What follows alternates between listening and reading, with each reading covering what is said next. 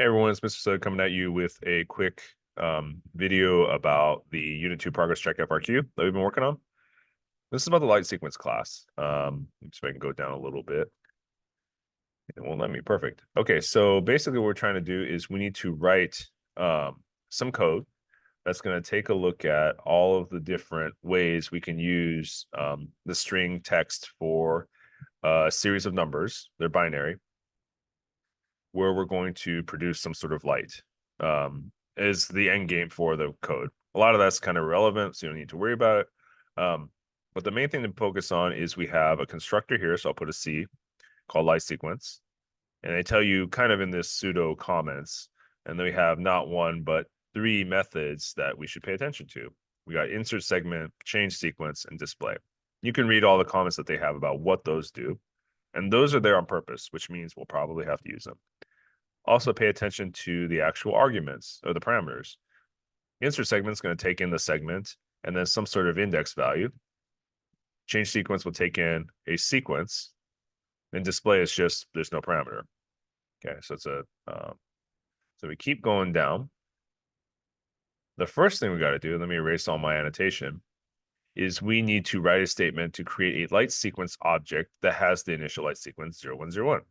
I'm going to go ahead and type here just because I'm on the screen and just to make it easier. And my handwriting is not very good. So remember, in this case, we're creating a new light sequence object. So the class is light sequence.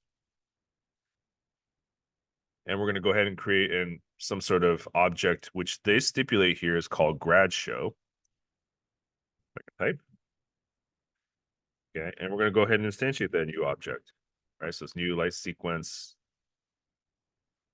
And remember, light sequence has in it the for the constructor, it is requiring the sequence, which here we have given as, and it has to be quotations, right? Because it's a string, 0101 space 0101, like that. And there you go. Part B, write a statement that will call the display method. So first thing I'm going to do is we have this grad show object, and we just need to call it. There's no printing or anything. So I know I'm going to do grad show, and I'm going to use the dot operator to call some method. And it specifically tells me right here the display method. So I'm going to type in display. And display, if you look above, has there's no parameters. So that's that. One thing I would caution you to check, and I did this as well, is they want us to call the display method using the grad show object. So that's pretty obvious, but it's always good to double check. Hey, for this public, is this a static method or no? If it's a static method, then I need to use the class name to call the object.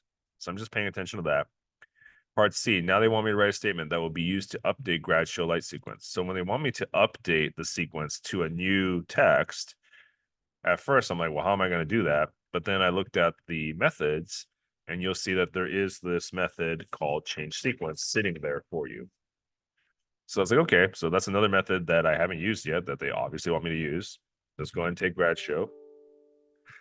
And we're going to go ahead and call the change sequence method and put in what they want, which is 0011, kind of like that.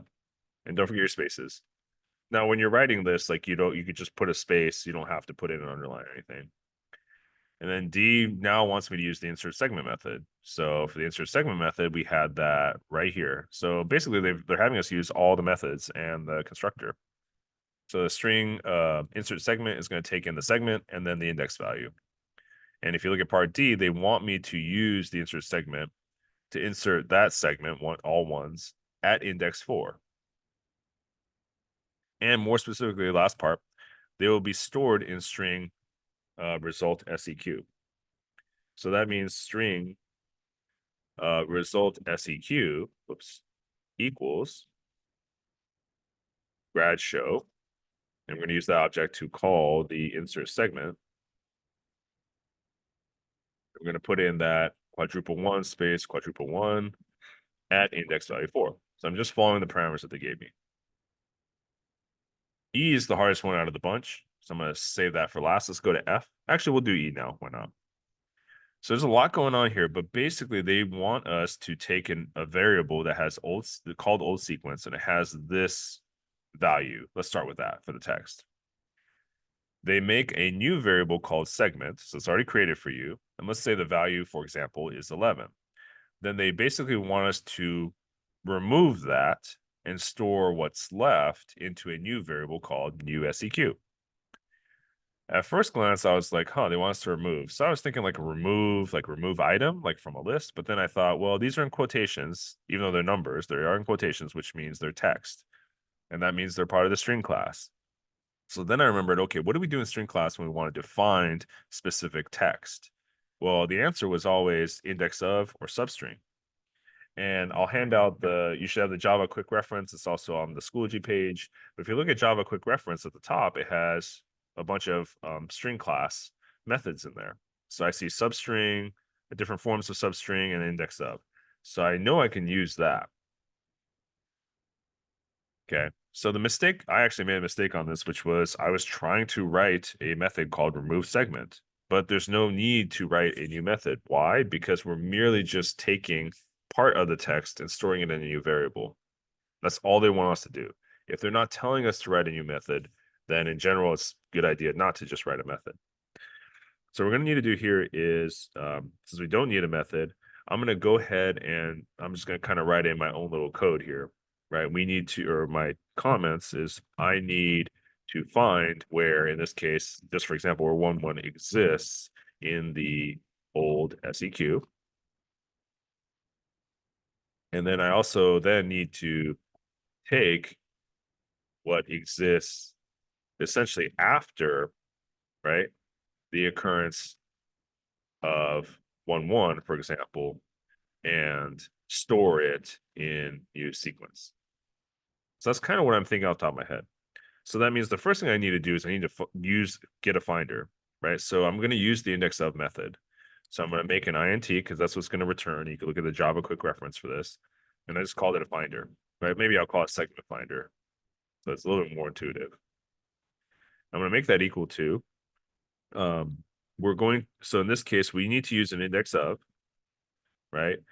And we also need to use what we have, which is we need to find where is that segment. Okay, so again, segment is going to be 11, let's say 1. Okay, so index of is saying, where do we want to find, like where does 1 exist? In order to call the index of method, I need to use the object, right? We always need an object, unless it's a static method, to go ahead and call. Sorry, I went grad show, my bad. We need to use old SEQ in this case because that's what has the sequence of numbers, the 1100001111, for example. And we're going to use that to call the index of and find where the segment is that's 11. Okay, so that's done. And then once I do that, then it gets a little bit easier in that I can use the new sequence. So it's a string new SEQ. So you might be wondering, Southerd, where are you getting this stuff from? It's right here. And we're going to go ahead and set it equal to, we have index of, so that means now we need to use the substring, right? So I'm going to use the old SEQ object to call the substring method. And what that's going to bring up is it's going to bring up so in theory, so again, I'm kind of sticking with comment land here. If we have 11001111, we use the index of to find where the 11 exists, right? So remember, it's the first occurrence of where it's going to be. So it's going to occur at index value 0, right? Right away, well, index value 0 and 1 is where it's going to show up. So now I'm going to go here, and let's say 11 wasn't at the beginning. So if I casually deleted that, or let's say I made it,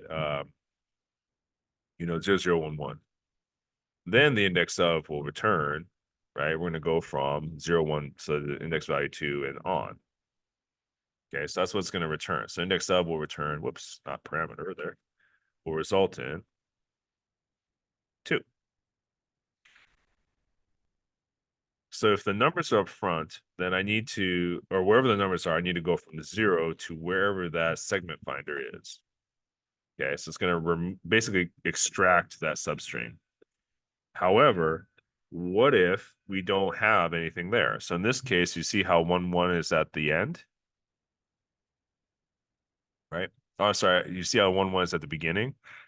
Well, in this case, we're going to go from the first value to wherever the finder is. So in this case, the finder starts with 0. So old SEQ.substring won't even execute yet. So then I also need to find what comes after. So I'm going to use old SEQ again and substring again to find from that location of segment finder all the way to the end of the file, basically, which is going to be the segment.length. Okay, so it's going to be segment.length. And then what we're doing there is we're going to go ahead and, oops, I don't know, I put semicolon there. What we're going to do there is we're going to find out, well, again, so the segment is this 1, 1. Right, let me go ahead and write that as a comment as well, just so it's clear. So segment is 1, 1. Right, so the length would be equal to 2, right? It's 2 values long. So that means we're going to go from wherever segment finder exists, which in this case would be index number 0 if it comes at the beginning, all the way until we find it. So we're going to go 2 more decimals after that. That's that. All right, so then for part F, all we need to do is we just need to use this idea of we have these light objects existing in a 2-dimensional plane. We just need to find the distance between the two using the distance formula. So that's it. We just need to write a code. That's it. So 2 things I want you to pay attention to is if you always reread the instructions, but it said write a code segment that prints the straight line distance between the two. So that means I can go ahead and use system.out.print or println, and I'm going to go ahead and use that formula. But remember, I can't just type in SQRT all by itself. I need to look at my Java quick reference guide or remember from my head that the math class, which is another God tier class, uses the powers, right? And the SQRT. And this is going to be in the Java quick reference file. So what I did was I did math.sqrt, and I made this is kind of the enveloping parentheses that's going to take care of the math class. I'm going to call the POW, right? That's POW, that's going to take the value of A, and we're going to raise it to the second power. All right, so that's going to take care of A, and then we need to add that with B, which is also being raised to the power of 2.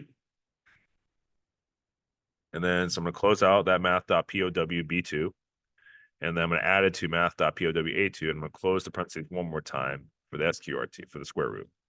And that'll be that.